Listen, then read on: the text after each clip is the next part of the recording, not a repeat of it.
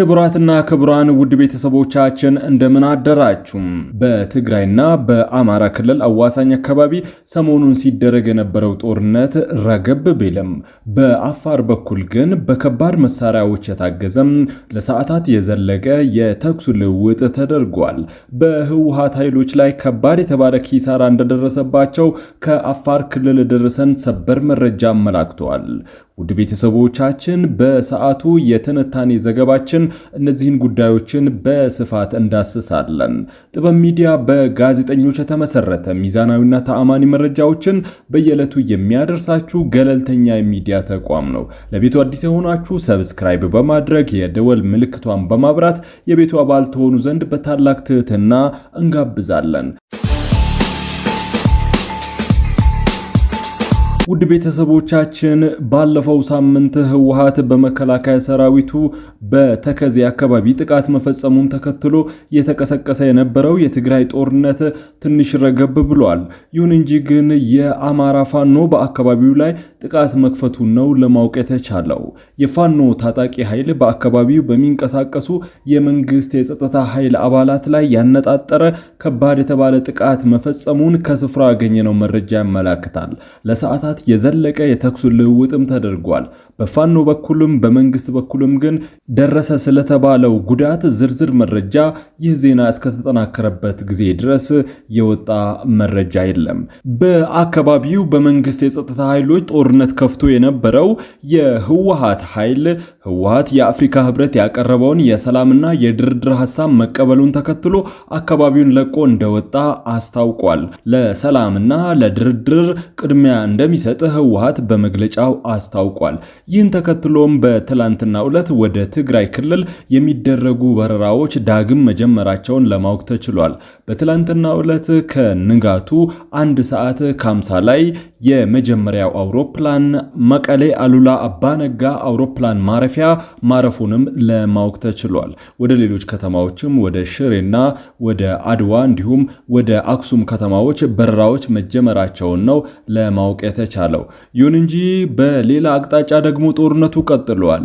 በምዕራብ በኩል ያለው ጦርነት ቢቆምም በደቡብ ምስራቅ በኩል ግን ጦርነቱ በትላንትናው ዕለት ቀጥሎ ተካሂዷል።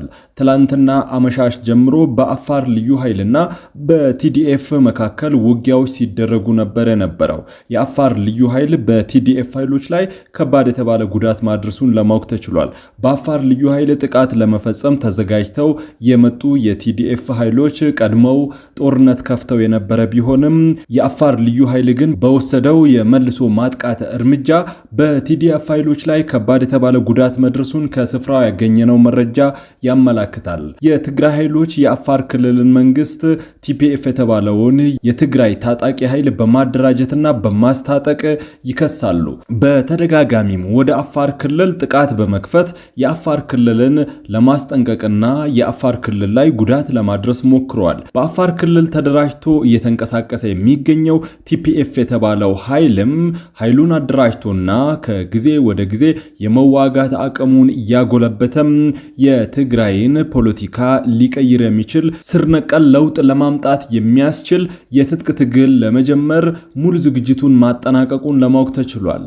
አንዳንድ የትግራይ ክልል ደቡባዊ አቅጣጫዎችን ተቆጣጥሮ ወደ ማዕከል ግስጋሴ ለመጀመር በእቅድና በእንቅስቃሴ ላይ እንደሚገኝ ለማወቅ ተችሏል። ከአካባቢው እየወጡ ያሉ መረጃዎች እንደሚያሳዩት ከሆነም ከጊዜ ወደ ጊዜ የሰው ኃይሉ በጣም በርክቷል። ህወሓት በሚከተላቸው ስትራቴጂዎችና የግዳጅ ውትድርና፣ የሥራ አጥነትና ሌሎችም ህወሓት በመቀሌ በሌሎች ከተማዎች ላይ እያደረገ ያለው ከባድ የተባለ የአፈና ተግባር ያስቆጣው የትግራይ ወጣት ቲፒኤፍን እየተቀላቀለ እየሰለጠነ መሳሪያ እየታጠቀ በትግራይ ክልል ዘላቂ የስርዓት ለውጥ ለማምጣት ትግል እየጀመረ እንደሆነ ነው ለማወቅ የተቻለው። ቲፒኤፍ ሲደራጅ በጥቂት ሺዎች የሚቆጠሩ የቀድሞ የቲዲኤፍ ኃይል አባላት ነበር የተደራጀው። በአሁኑ ሰዓት ግን በብዙ ሺዎች የሚቆጠሩ አባላትን ማፍራት ችሏል።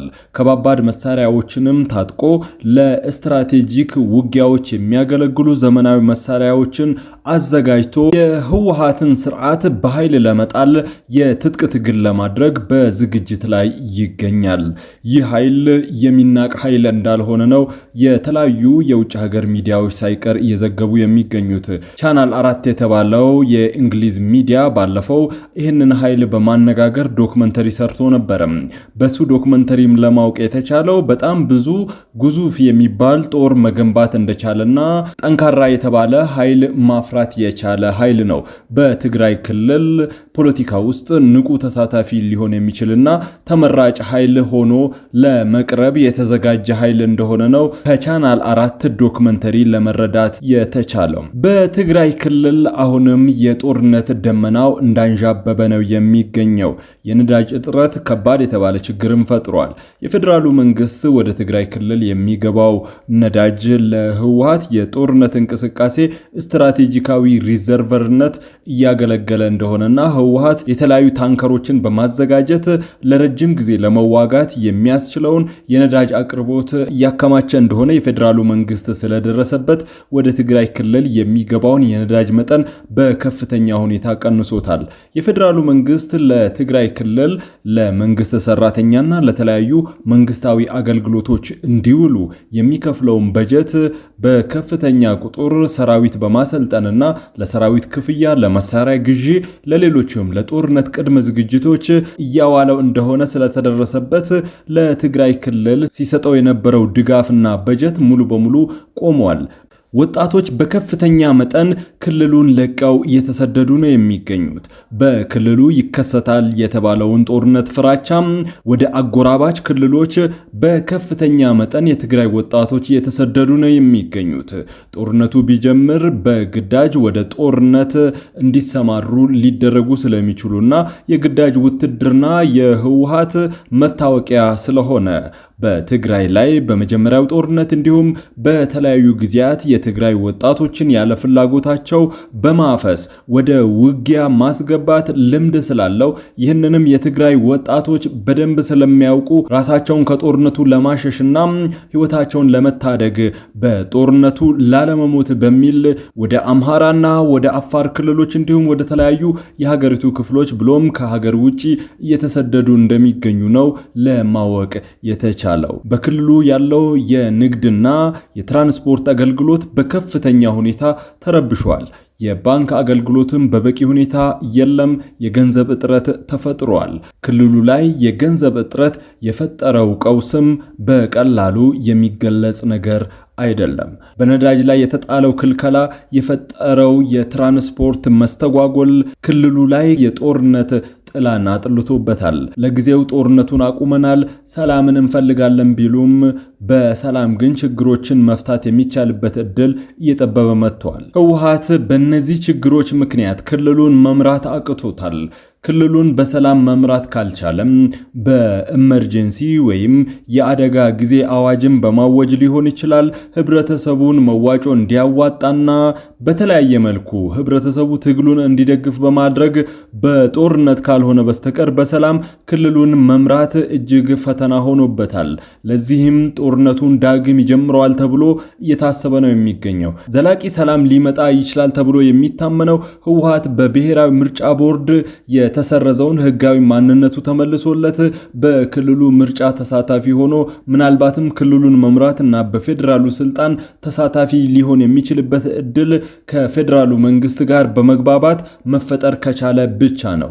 የፌዴራሉ መንግስት የያዘው አቋም ግን ከዚህ የሚጣጣም አይደለም። የፌዴራሉ ምርጫ ቦርድ የህወሓትን ህጋዊ ሰውነት ለመመለስ ምንም አይነት ዝግጅት እያደረገ አይደለም። ፕሮሰሱም ሙሉ በሙሉ ቆሟል። በተቃራኒው ደግሞ በመላ ሀገሪቱ ምርጫ ለማድረግ ዝግጅት እየተደረገ ነው የሚገኘው። በትግራይ ክልልም የምርጫ ጣቢያዎች እንዲዘጋጁ ለጊዜያዊ አስተዳደሩ ምርጫ ቦርድ ጠይቋል።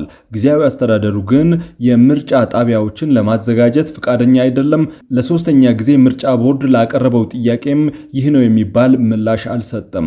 በትግራይ ክልል ምርጫ ሳይደረግ ክልሉ ለዘላለም በጊዜያዊ አስተዳደር ይተዳደራል ወይም ህወሓት ያልተሳተፈበት ምርጫ ተደርጎ ሌሎች ተፎካካሪ ፓርቲዎች ክልሉን ያስተዳድራሉ፣ ከፌዴራሉ መንግስት ጋር ስልጣን ተጋርተው ክልሉን መምራት ይጀምራሉ። ይህ የመሆን እድሉ እጅግ በጣም አነስተኛ ብቻም ሳይሆን የህልም እንጀራ የሚባል ነው። ህወሓት በቀላሉ ትግራይ ክልልን አሳልፎ ሰጥቶ ከፖለቲካው እጁን አጣጥፎ ሊወጣ የሚችል ፓርቲ አይደለም። እንዲሁም ደግሞ ጊዜያዊ አስተዳደርም ይዘልቃል ማለት አይደለም። በጎጃም የተለያዩ ቀጠናዎች በመንግስት የጸጥታ ኃይልና በፋኖ ታጣቂዎች መካከል ከባድ የተባሉ ውጊያዎች ሰሞኑን እንደተደረጉ በመንግስትና እንዲሁም በፋኖ በኩል የወጡ መረጃዎች አመላክተዋል።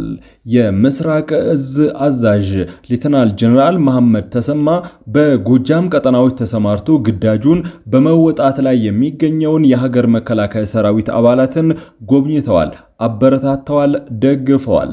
በአካባቢው ላይ ድል እየተቀናጁ እንደሆነና የመንግስት የጸጥታ ኃይል ፋኖን በመመንጠር ብዙ ቦታዎችን ነፃ እንዳወጣም የአካባቢው ማህበረሰብም ወደ ሰላማዊ እንቅስቃሴ ተመልሶ በክልሉ ሰላም እየሰፈነ እንደሚገኝ ነው ሌተናል ጀነራል መሐመድ ተሰማ በንግግራቸው የገለጹት።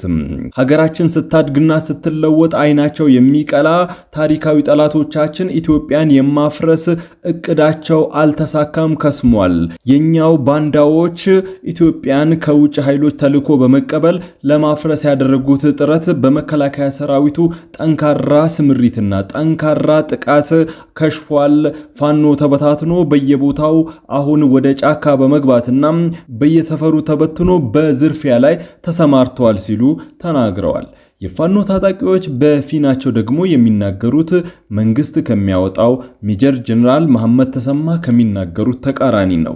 የፋኖ ኃይሎች በመንግስት የጸጥታ ኃይል ላይ የተቀናጀ ጥቃት እየፈጸሙ እንደሆነ፣ ድል እየተቀዳጁ እንደሆነ አብዛኛው የአማራ ክልል ቀጠናዎች በእጃቸው እንዳለ ይናገራሉ። በተለይም የሚታወቁበትን የደፈጣ የውጊያ ስልት በመጠቀም በመንግስት የጸጥታ ኃይሎች ቁሳዊና ሰብአዊ ጉዳት ማድረሳቸውን መቀጠላቸውንና ክልሉን ነፃ ለማውጣት የሚያደርጉትን ጥረት አጠናክረው እንደሚቀጥሉ እየገለጹ ነው የሚገኙት። ታጣቂዎቹ ራሳቸውን በአዲስ መልክ በቅርቡ ማደራጀታቸው ይታወቃል። በእስክንድር ነጋ መሪነት የተመሰረተው የአማራ ፋኖ ህዝባዊ ኃይልና እንዲሁም በዘመነ ካሴ ሲመራ የነበረው የአማራ ፋኖ ብሔራዊ ኃይል አንድ ላይ ተዋቅረው የአማራ ፋኖ ብሔራዊ ንቅናቄ የሚል ድርጅት መመስረታቸው ይታወቃል። ይህ ድርጅት በጋራ ትግሉን አንድ ላይ በመምራት የአማራ ክልልን ብሎም የሀገሪቱን ፌዴራላዊ መንግስት በመቆጣጠር ለአማራ ህዝብ የሚበጅ ሀገረ መንግስት እንመሰርታለን የሚል አቋም ይዘው ሲንቀሳቀሱ እንዳለ ይታወቃል። ክቡራትና ክቡራን የጥበብ ሚዲያ ቤተሰቦች ለሰዓቱ ይዘናላችሁ የቀረብነው የዜና ትንታኔያችን በዚህ አብቅቷል። ከኛ ጋር በመሆን መረጃን ከጥበብ ስለተከታተላችሁ ከልብ እናመሰግናለን። ዛሬ በኢትዮጵያ ንግድ ባንክ አንድ የአሜሪካን ዶላር 151 ብር ከ6 ሳንቲም ተገዝቶ 154 ብር ከ6 ሳንቲም ይሸጣል። ፓውንድ ስተርሊንግ 198 ብር ከ3 ሳንቲም ተገዝቶ 202 ብር ከ3 ሳንቲም እየተሸጠ ነው። የአውሮፓ ዩሮ 176 ብር ከ5 ሳንቲም ተገዝቶ 180 ብር የሚሸጥ ሲሆን የስዊዝ ፍራንክ 184 ብር ከ9 ሳንቲም ተገዝቶ 188 ብር ከ6 ሳንቲም እየተሸጠ ነው። የኩዌት ዲናር 448 ብር ከ6 ሳንቲም ተገዝቶ 494 ብር ከ2 ሳንቲም እየተሸጠ ነው። የቻይና ዩዋን 21 ብር ተገዝቶ 21 ብር ከ4 ሳንቲም ይሸጣል።